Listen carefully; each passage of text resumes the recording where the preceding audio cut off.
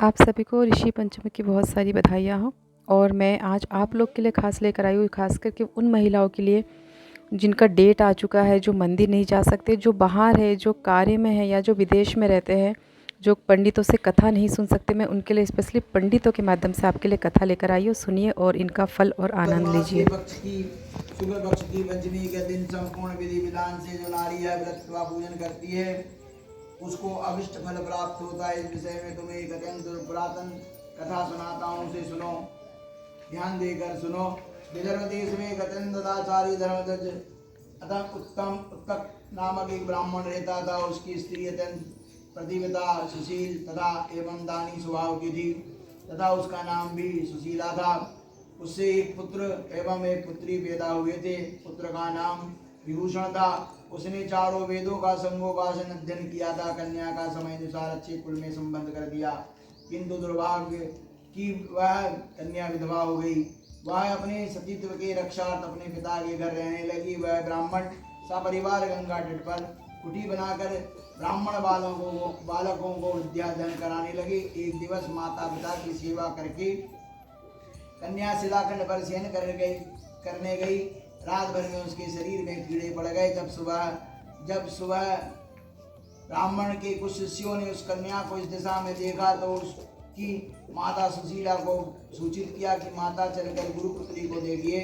पत्नी ने जाकर उसे देखा। देखते ही संचित होकर विलाप करने लगी तथा पुत्री को उठाकर ब्राह्मण के पास लाई। ब्राह्मण भी पुत्री की दशा देख अति विस्मित हो गए और दुखी हुए। तब ब्राह्मणी ने हाथ जोड़कर कहा, महाराज, मेरी पुत्री के शरीर में कीड़े पड़ जाने का क्या कारण है? तब ब्राह्मण ने कन्या का ध्यान लगाकर देखा कि हे सुप्रिय, इस कन्या के अब से 7 जन्म के पूर्व का हाल बताता हूँ, उसे सुनो। उस समय यह ब्राह्मणी थी। तब रात सुलह होते हुए भी घर के तमाम बर्तनों भोजन सामग्री को छू लिया। ऋषि पंचमी व्रत को भी अपमानजनक दृष्टि से देखा। उसी दोष के कारण पुत्री के शरीर में कीड़े उत्पन्न हुए हैं, क्योंकि रजोधर्म वाली नारी पहले दिन चंडालनी, दूसरे दिन ब्रह्मघातिनी और तीसरे दिन धोबिन के समान शास्त्रों में माना गया है। तुम्हारी कन्या ने ऋषि पंचमी के व्रत के दर्शन अपमान के साथ किए। इससे ब्राह्मण कुल में जन्म पाकर भी यह दोष मुक्त न हुई।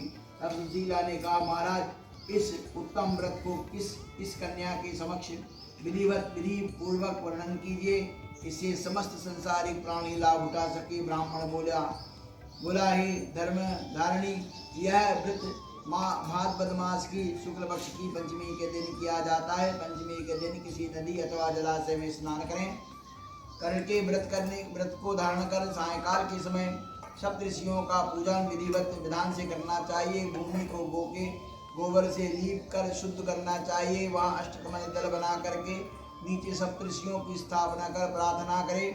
महर्षि कश्यप, अत्रि, भरद्वाज, विश्वामित्र, गौतम, जमदग्नि, वशिष्ठ महर्षियों की स्थापना कर आचमन, स्नान, चंदन, फल फूल, धूप दीप नैवेद्य से पूजन कर व्रत की सफलता की कामना करनी चाहिए। इस व्रत को करके उद्यापन भी विधि पूर्वक करना चाहिए। चतुर्थी के दिन एक बार भोजन करके पंचमी के दिन व्रत आरंभ करें। सुबह किसी नदी अथवा जलाशय में नित्य कर्म से निवृत्त हो दातुन करे, स्नान करे, गो के गोबर से लीप कर सर्वतो भद्र चक्र बनावे, उस पर कलश स्थापित करे, कलश के कंठ में नवीन वस्त्र बांधे, पूजन सामग्री एकत्रित कर अष्टकल दल कमल पर सप्तऋषियों की स्वर्ण की प्रतिमा स्थापित करें। फिर षोडशोपचार से पंचोपचार पूजन कर रात्रि को पुराण आदि ग्रंथों का श्रवण करें।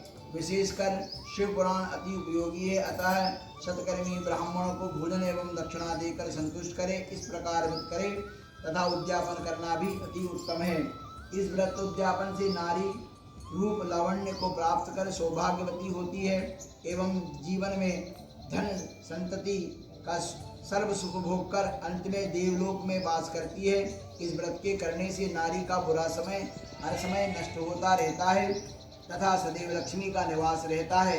सुंदर, आज्ञाकारी एवं दीर्घायु वाले पुत्र उत्पन्न होते हैं। जीवन में किसी भी प्रकार का कष्ट नहीं आता है। तीसरी ऋषि पंचमी व्रत कथायाम प्रथम समाप्त। बोलिए सप्तऋषि भगवान की जय।